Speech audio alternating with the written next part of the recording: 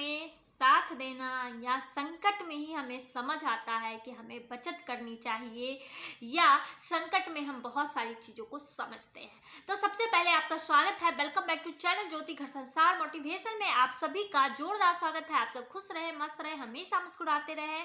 और चलिए मैं कहानी पहले बतलाती हूँ, उसके बाद संकट के बारे में बतलाती हूँ कि संकट में हमें सही में बहुत सारी चीज़ों की ज़रूरत जब होती है तभी हम उस चीज़ों को करने के लिए आगे बढ़ते हैं।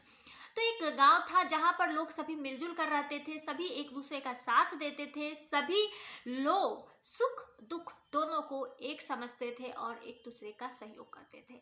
उस गांव में एक दूसरे गांव से आया राम नाम का लड़का, जिसकी परिस्थिति बहुत खराब थी। उसे बहुत सारी बीमारियों ने घेर रखा था, उसके परिवार बहुत सारे संकटों से जूझ रहे थे, जिस वजह से वो इस गांव में आए थे।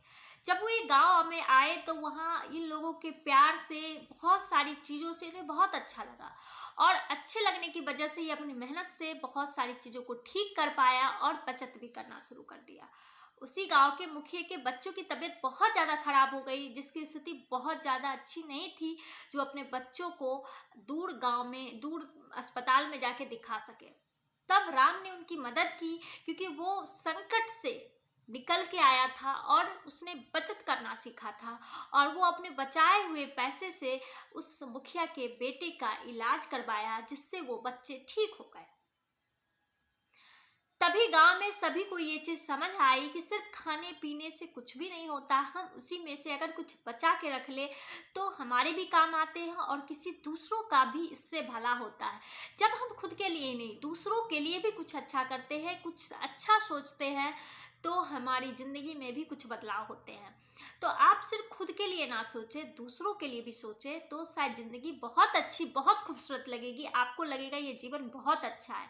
लेकिन हाँ, उम्मीद मत करें। आप अगर उम्मीद कर लेते हैं कि मैंने दूसरे की सहायता की और दूसरा बदले में मेरी सहायता करेगा, तो फिर आपको जो कष्ट होने वाला है उसका लेवल ऊपर से भी ऊपर चला जाएगा, क्योंकि वो लेवल इतना दर्द आपको देगा जो आप उसे समझ ही नहीं सकते हैं। इसलिए इस उम्मीद से कुछ भी ना करें। आप अपने मन को खुश रखने के लिए, अपने आप को अच्छा रखने के लिए, तरोताज़ा रखने के लिए दूसरों की मदद करें। दूसरों की मुस्कुराहट को ही आप गिफ्ट समझकर अपने पास रखें। इससे बड़ा तोहफा आपके लिए कुछ हो ही नहीं सकता है। अब मैं बात कर रही थी कि संकट आता है तो हम लोग घबरा जाते हैं, सोचते हैं मुश्किल मुसीबत मेरे ही ऊपर ही क्यों आई। तो आप इससे कुछ समझ नहीं रहे हो। आपके ऊपर जो मुश्किल या मुसीबत आई है, हो सकता है उससे बड़ी मुसीबत आपके ऊपर आने वाली है या आने वाली होगी, जो हो सकता है टल भी गई हो या नहीं भी टली हो।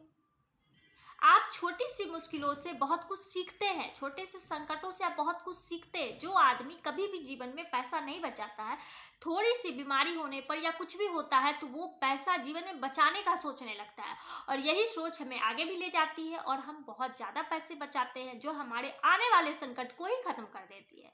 क्योंकि आपके पास अगर पूंजी होगा, पैसा होगा या बुद्धि होगी, या आप कुछ पढ़ाई अच्छे कर रखे होंगे, तो आपको बहुत काम आने वाला है। पूंजी का मतलब ये नहीं होता है कि सिर्फ पैसा, बिल्कुल नहीं। आपके ज्ञान भी आपको बहुत हद तक सपोर्ट करते हैं, जिसे आप समझते ही नहीं हैं।